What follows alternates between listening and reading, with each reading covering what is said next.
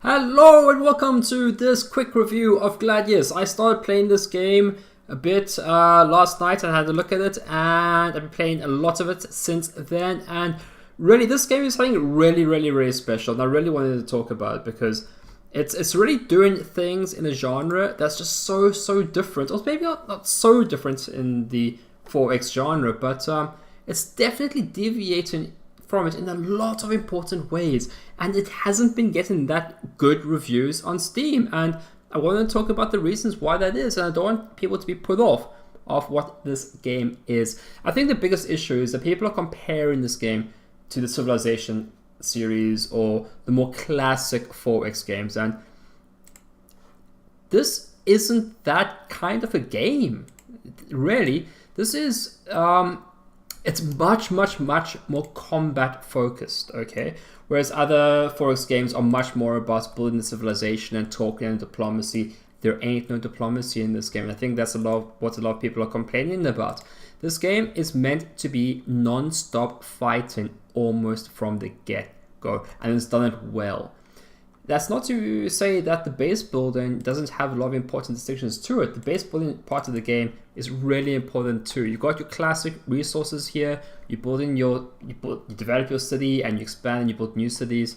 And the combat's really quite involved as well. And you've got a fairly solid tech tree as well. And I've played through a few games, and usually I'm getting to around here, tier 8, when the game's like pretty much over. Which is great because it means that you're not getting to the end of the tech tree, because there's nothing quite as bad as getting through the end of the tech tree and then where else do you go? So the game is generally ending before that. It's a much shorter game generally than the Civilization series, and by shorter I mean it's more about I think it's more about a 4 or 6 hour game if you're playing quickly, whereas Civilization games can go much much longer. So you got the tech trees here, and playing the Imperial Guard. They're a fun race. I do like them. They're really focusing on these guys, the Imperial Guardsmen, who are trash. Okay, they're not that bad, but you gotta keep them together. You gotta keep them together to fight and play well with each other. Otherwise, they are just gonna die. So the way the economics of this game works, you do have.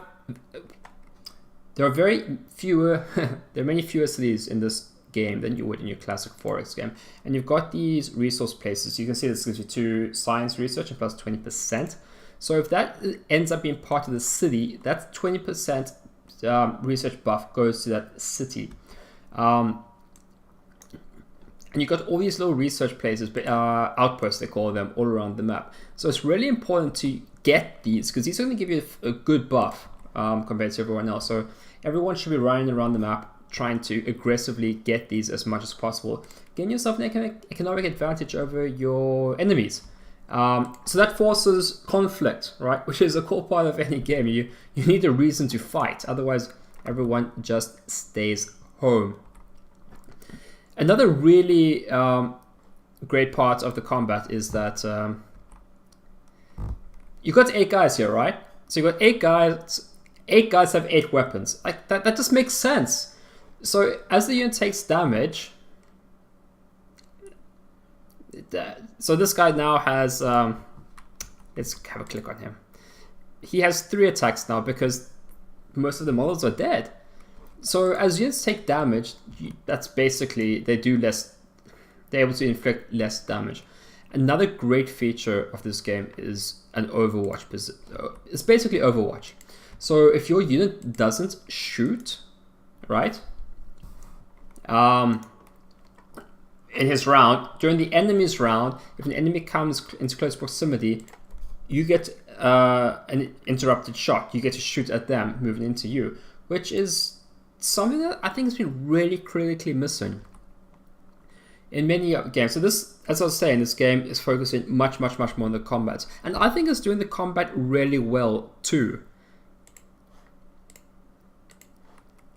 So there's a lot of different dynamics in terms of how you use your units and how you fight and how you use the terrain to fight.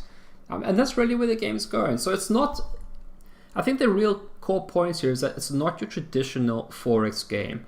It's a much quicker game. Well, it's actually not that much quicker, but it's much more focused on the combat. It's doing the combat well. It still has the other 4 X elements in it.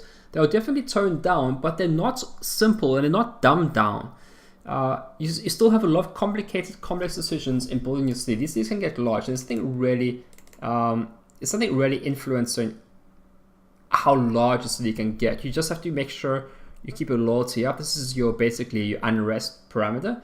As you get more people in the city, you get unrest, and that decreases your productivity. So the city keeps on growing until there's no limit. And then you have other cities too, and you need to specialize the cities as well. And every faction plays a little differently. So there's a lot of depth and complexity here. It's not a dumbed down game. And there's clearly a lot of good detail here, and the combat, I would say, seems balanced. It'll definitely become more apparent in the later, when you actually start playing multiplayer and otherwise. But, and I can go on a little bit now. It's like, I'm actually really disappointed in the Civilization series because there's been so little innovation in that series. Civ 5 and Civ 6, there's almost no difference, and they haven't really tried many new things. It's such minor tweaks that they've done to the game. That's okay. They've gone to 1 per tile, which we had in Civ 1 and Civ 2, which I don't really know if that's actually improved the game. A lot of people still prefer Civ 4, but this game is really. I'm kind of hoping this game actually creates its own niche genre, because it doesn't fit into the classic 4X game in the way that you normally expect, but it's still a valid game, and I actually think it's a really good game. I've been enjoying it a lot, and I definitely see myself playing it a lot in the future. And yeah, and I hope people give this game a go, because yeah, I was really quite concerned about the reviews I saw on Steam, because people come here expecting a different type of game, and then they get annoyed and frustrated by it. And this game definitely deserves better. It's not trying to be Civilization.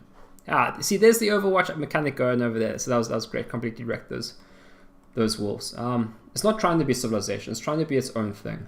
And I think there's a lot of potential here. So yeah, I just basically came here to say that. I hope you guys give the game a go. It's a good game. No one's endorsing me to do this. I bought this game myself. Frag grenades are great. So you buy frag grenades. Now that's ability units can get. You got frag grenades here. You throw them and they wreck face. And now it's on the cooldown. So this unit has to wait 10 turns to throw the frag grenade again. Another nice mechanic that I enjoy about this game is that the XP mechanic. So if a unit dies, it's not just the unit that kills it that gets the XP, it's everyone around him who gets the XP. And what's also interesting is that as units level up, it doesn't actually make a huge difference to the unit. You get a small HP buff and a small morale buff. That's a light blue color here. This adds morale. And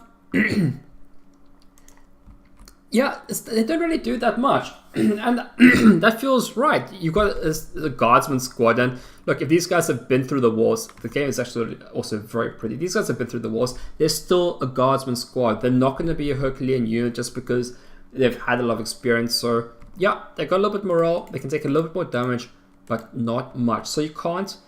Oh god, in Civilization, right? When you level up a unit, they almost become godlike, and you get an extra range on artillery piece, and it's so broken. This feels much more. Look, we're on an alien world shooting monsters and aliens, but the combat feels more realistic. It feels like it makes more sense. These guys with squad are never going to become good, no matter how hard you try in terms of experience. There are a lot of upgrades you can get for them, which are actually really important. But I like that.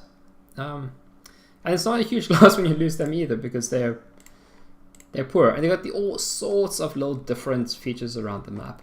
So yeah, that's what I came here to say. I hope you liked the game. Hope you give it a shot. And yeah, I hope you guys stick around the channel as well. So thank you for watching, and I'll see you next time. Okay, bye.